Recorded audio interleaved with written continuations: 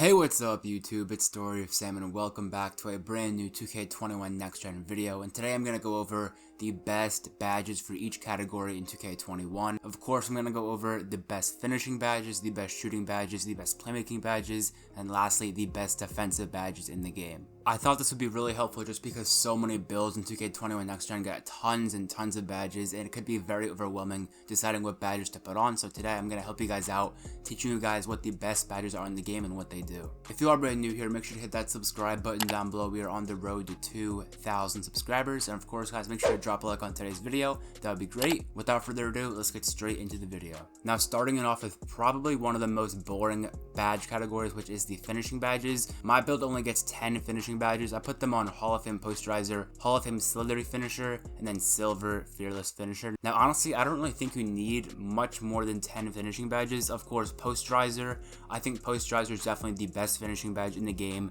You just get so many posterizing dunks in general in 2K21 Next Gen. When you add Hall of Fame Posterizer on top of just the broken game mechanics of offense in this game, it's just absolutely overpowered. So definitely make sure to put on Hall of Fame Posterizer. Slithery Finisher, of course, another great badge. When you aren't dunking the ball, Slithery Finisher is going to help you out a ton, of course, getting past the defenders. And then lastly, I put on Silver Fearless Finisher. Now, if you guys did not know, Fearless Finisher basically replaced Relentless Finisher from like 2K20, 2K19, stuff like that. It's just a brand new version of that badge, improves the ability to convert contact layups. Those are the only finishing badges I use. Now, of course, Acrobat's decent. I think Lob City Finisher, if you have the badge points, is a great badge.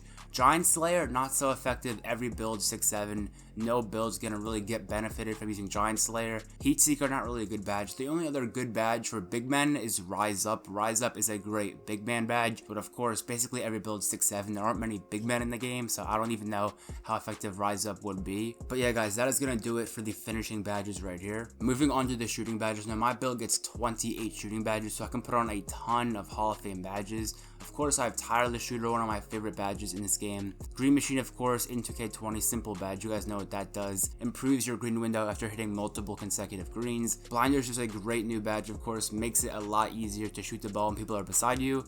Deep threes, brain your limitless range. Deadeye, of course, a simple one. Reduces the impact of a defender who's closing out.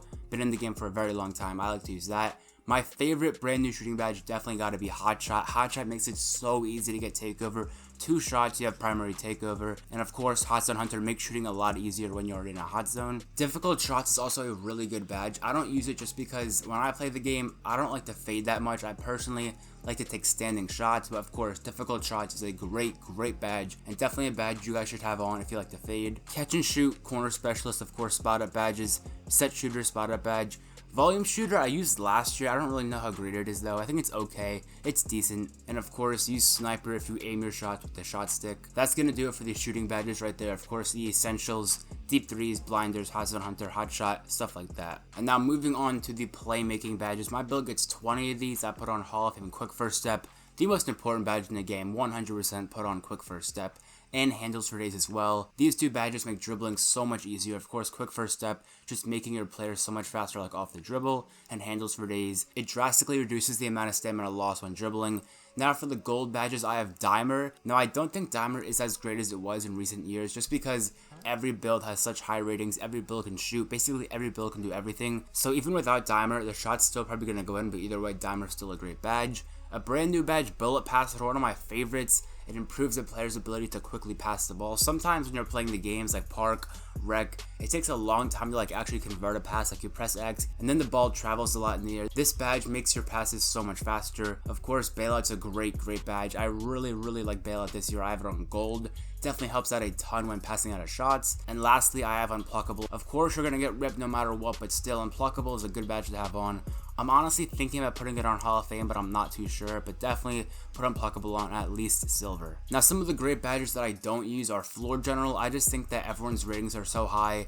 I would rather have Dimer on. Floor General is still a great badge, but still, I don't think it's as great as it was in 2K20 just because everyone's players' ratings weren't so amazing in that game. And in this game, everyone has a really high dunk and 3-point rating, so Floor General doesn't really help as much. Ankle Breaker is a really good badge. I don't really like spamming those like ankle breaker moves though. I don't really think that's fun, so I don't use Ankle Breaker. But of course, Ankle Breaker is a really good badge. Like if you just do like a couple moves, you can just like stun the defender a bunch of times, like get him leaning. It's really easy to just get those animations off. Ankle Breaker is definitely a great badge. Break Star is only effective in 5-on-5 game modes.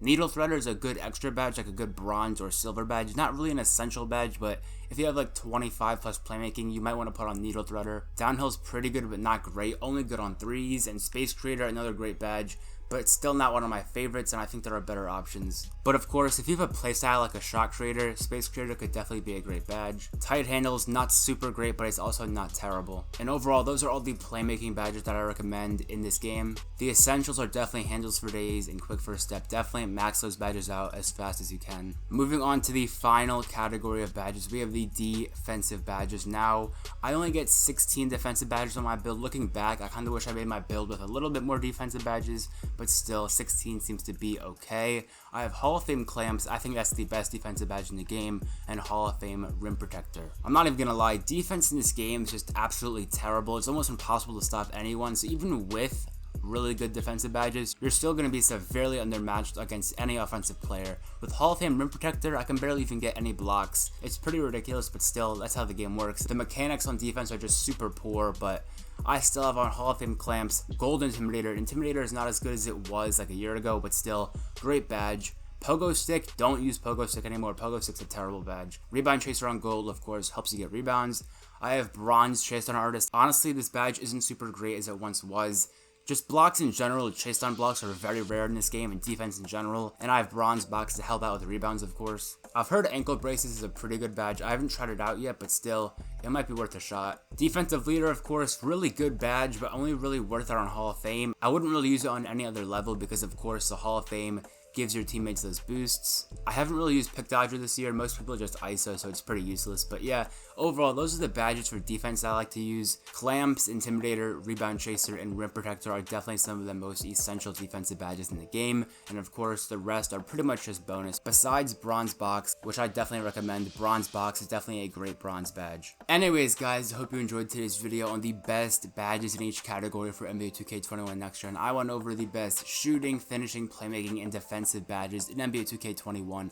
If you guys do think I missed out on a badge or anything like that, make sure to drop a comment down below. And if you guys did enjoy, make sure to hit that subscribe button down below. We are on the road to 2,000 subscribers. And of course, guys, make sure to drop a like on today's video. That would be great. And if you guys do want to watch more of my NBA or NBA 2K21 videos, I'm going to leave an end screen right when this video finishes to 2 of my previous NBA or NBA 2K21 videos that I think you guys would really enjoy. So have a great rest of your day, guys. It's been Story of Sam, and I'm out. Peace.